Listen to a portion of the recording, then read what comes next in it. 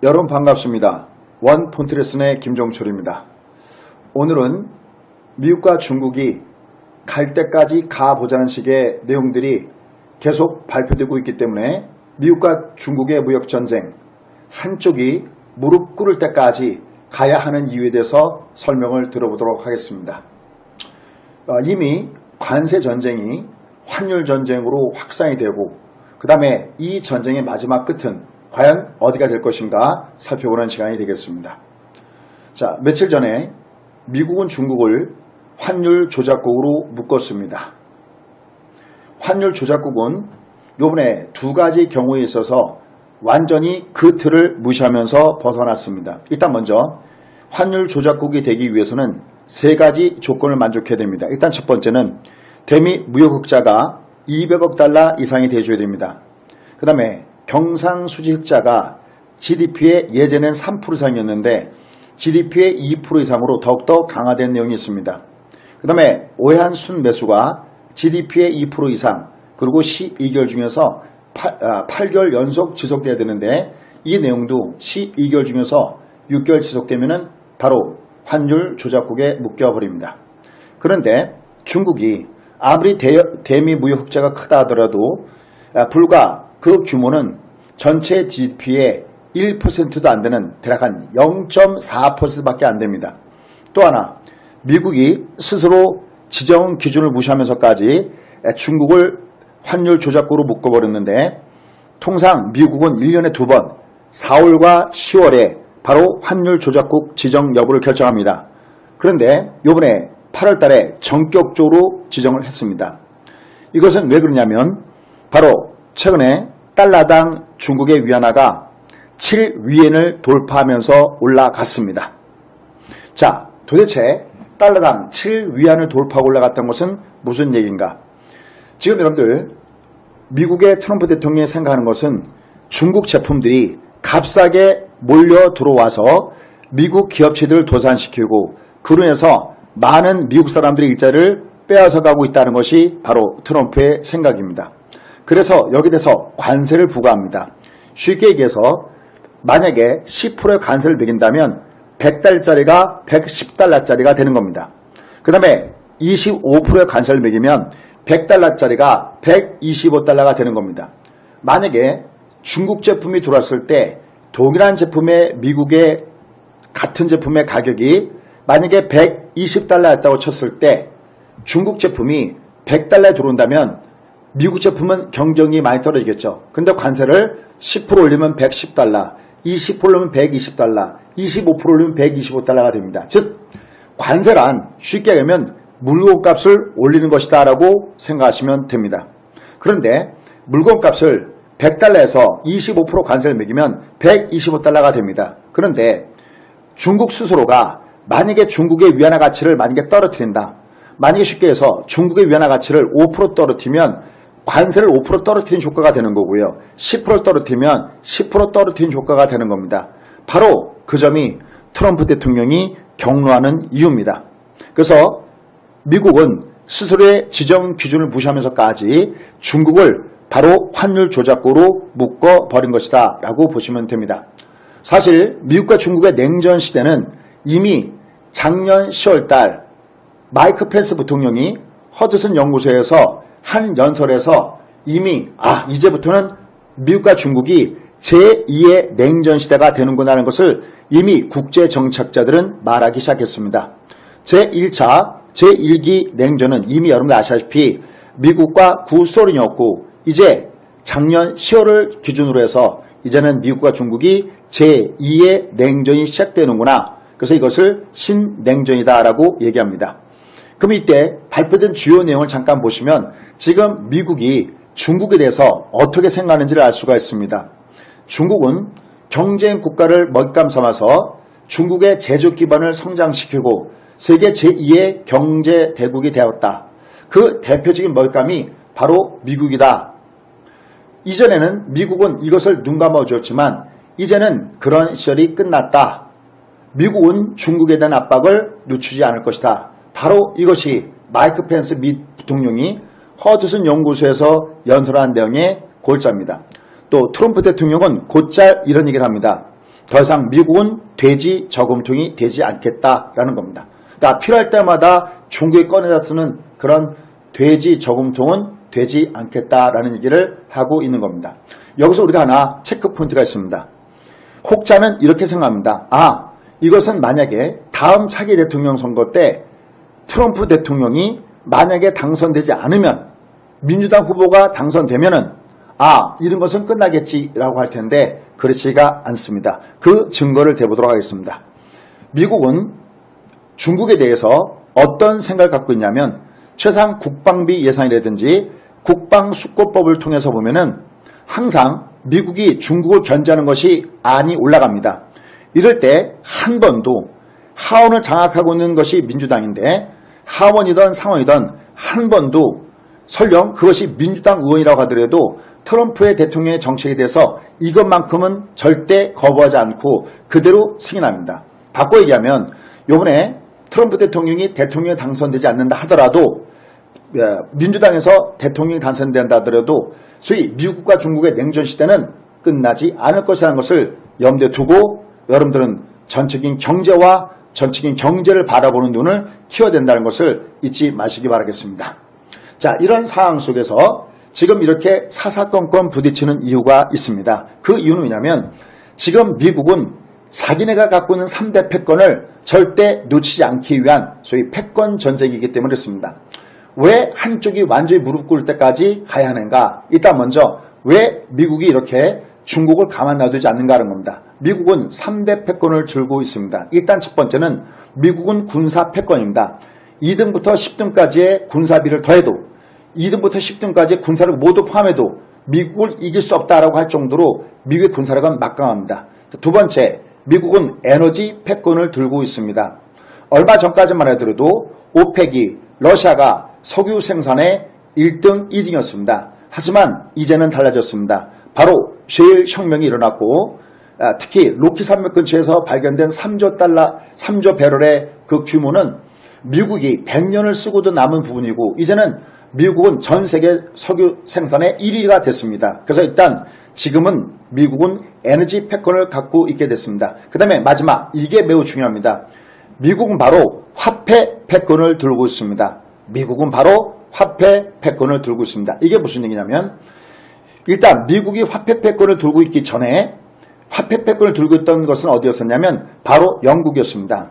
하지만 1차 세계전과 2차 세계전을 치르면서 많은 전쟁을 치르기 위한 비용이 필요했기 때문에 많은 돈을 찍어냈던 영국은 이제 더 이상 영국의 소위 우리가 소위 얘기하는 영국의 화폐를 들고 가더라도 더 이상 금을 논아줄 수가 없는 부분이 되어버렸습니다.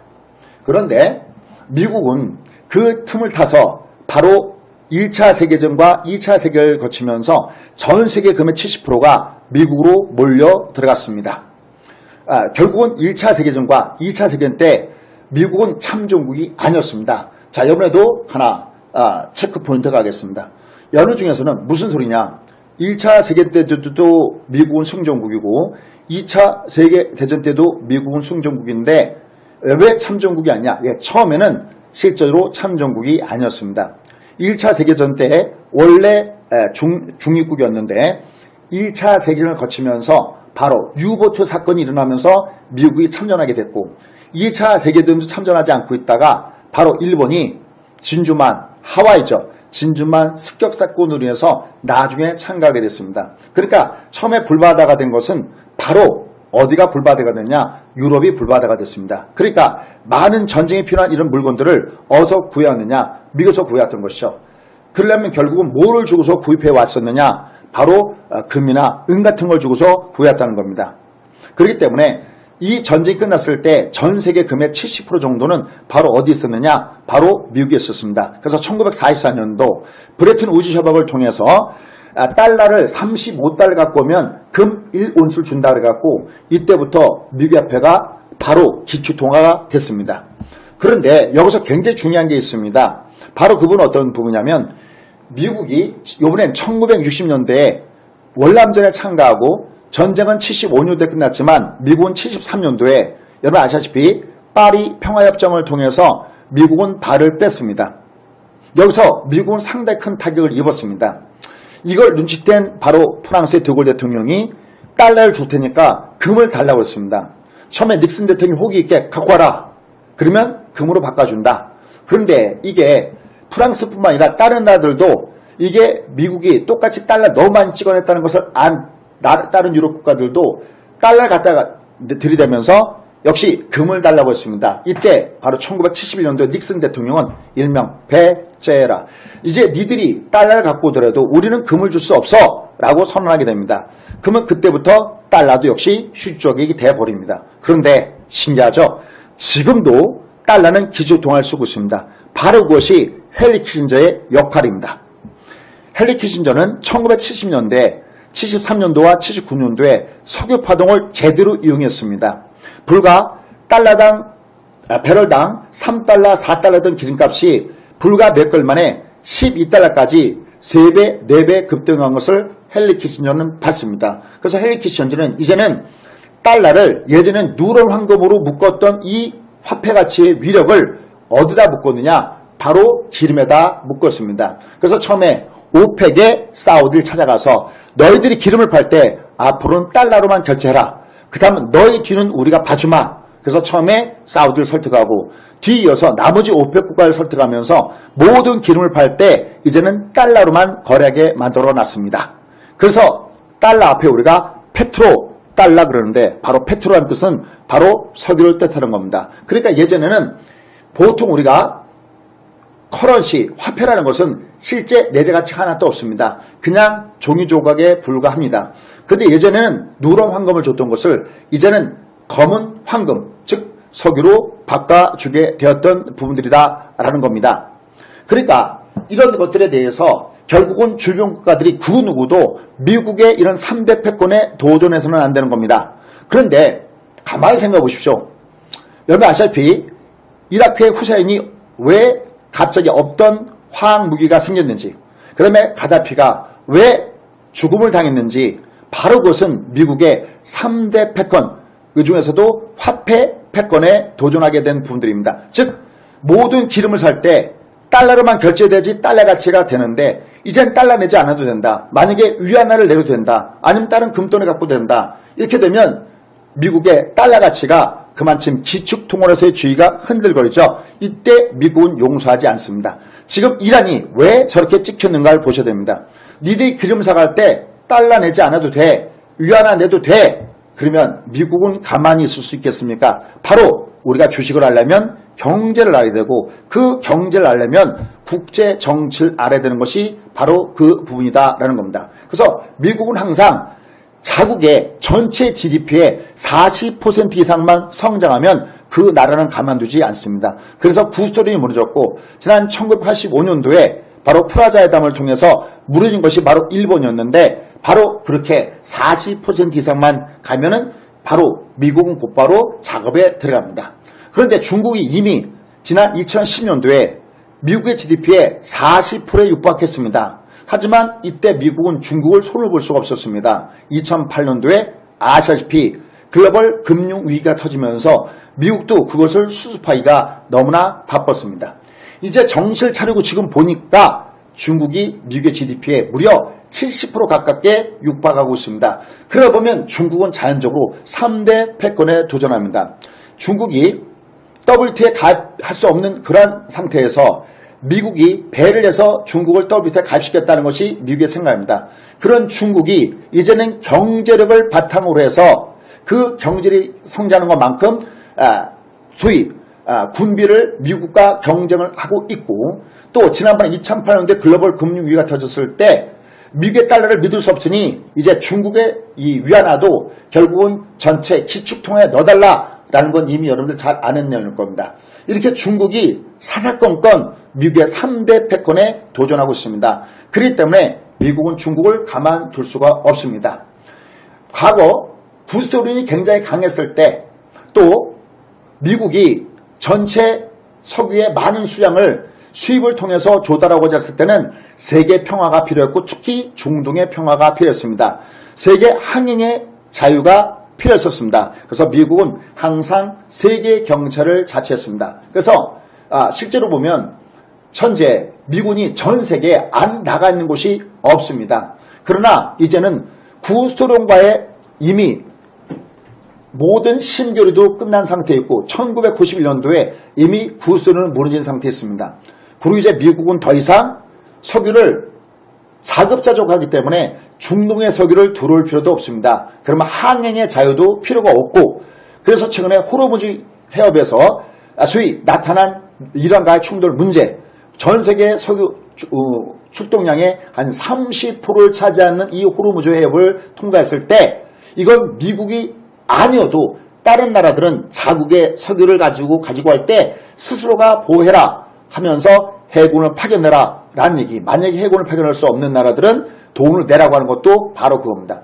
우리만 하더라도 지금 대략 한 1조 원 정도 되는 바로 이 주한미군 관련된 비용을 요번에 무려 6조 원을 내라. 물론 이것은 나중에 협의해서 줄어들겠지만 이렇게 많은 돈을 내라 라고 얘기하는 거. 또 일본도 무려 5배나 바로 금액을 더 내야 된다. 또 유럽 국가들 향해서 무임승차하고 있다는 것은 왜 그러냐면 예전에는 미국이 필요했습니다. 미국이 구소련과 경쟁이 되기 때문에 주변에 친미 국가들을 많이 만들어 놨어야 됐고, 또 중동의 석유를 미국으로 가져오기 위해서는 전 세계가 조용했기 때문에 어떻게 보면 미국이 자비를 들여서도 미군을 갖다가 전 세계에 박아놨었습니다. 그런데 이제는 그게 필요가 없습니다. 그렇다고 그냥 뺄 수는 없는 것이죠. 그러니까 나가 있는 것만큼 돈을 내라라는 겁니다. 그러면서 특히 미군이 전 세계에 나가는 걸 감아보면 중국을 완전히 둘러싸고 있습니다.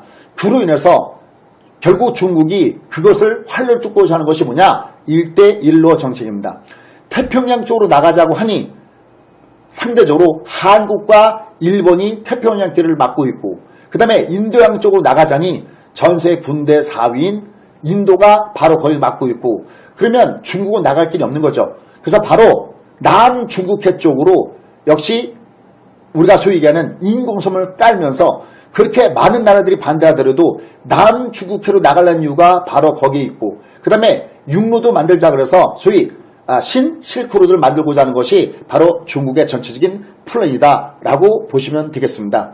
이런 상태 속에서 중국은 2050년 중국을 전 세계 1등 국가로 만든다. 그런 목표 아래 중국 제조 2025를 통해서 결국은 중국을 야심을 드러내고 있습니다. 특히 대표적인 것이 4차 산업 섹터입니다. 인공지능, 로봇, 반도체, 전기차, 기타 미래 첨단 산업에서 세계 최강국이 되겠다는 야심을 드러내고 있습니다.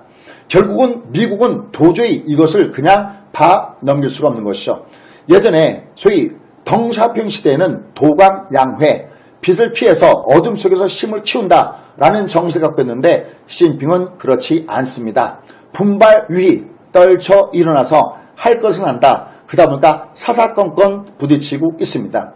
최근에 대만의 문제, 대만을 국가로 인정한 문제, 그 다음에 홍콩의 시위 뒤에 바로 미국이 있다고 중국이 나서고 있고, 내정 간섭을 멈춰라 라는 얘기까지 나오면서 둘은 일촉즉발의 위기까지 나오고 있는 모습들이 곳곳에서 나오고 있습니다. 물론 이에 대해서 미국은 폼페이오가 터무니없다라고 일축하지만 이것은 알 수 없는 부분들이죠. 그래서 일단 지금 미국과 중국은 사사건건 모든 것에서 부딪히고 있습니다. 그러면 애당초 예상은 중국이 쉽게 무릎을 꿇을 것이다 라고 봤습니다. 그런데 왜 중국은 이렇게 강하게 나오는 것일까요?